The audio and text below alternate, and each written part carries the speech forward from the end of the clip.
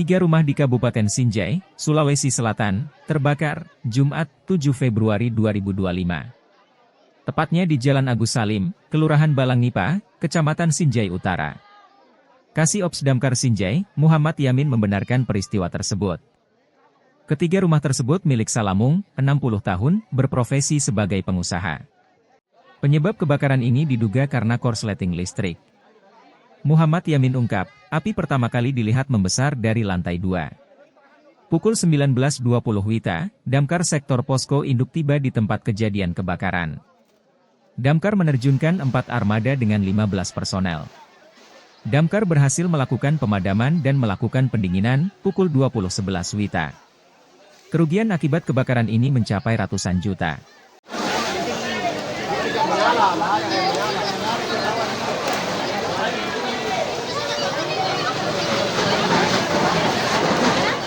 Jadi Tribuners, ini peristiwa kebakaran yang terjadi di Jalan Agus Salim, Kelurahan Balangipa, Kecamatan Sinjai Utara.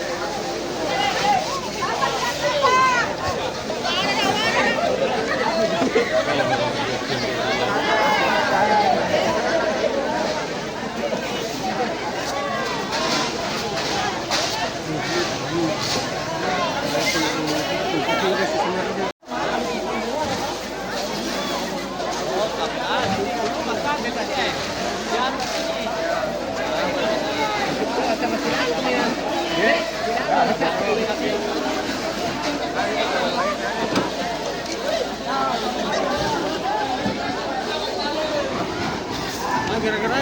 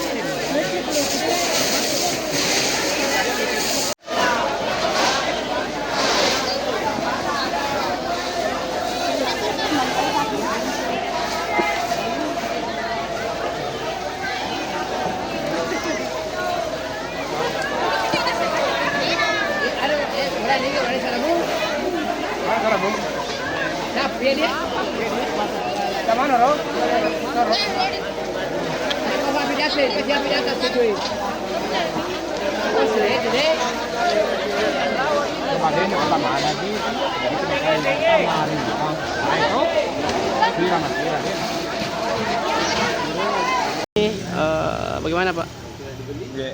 Jadi peristiwa ini kami terima laporannya di pukul 18.45. Jadi kami menerima laporan dan langsung menuju ke lokasi. Dalam peristiwa itu apa yang kebakaran Pak? Jadi dugaan sementara adalah korsleting listrik.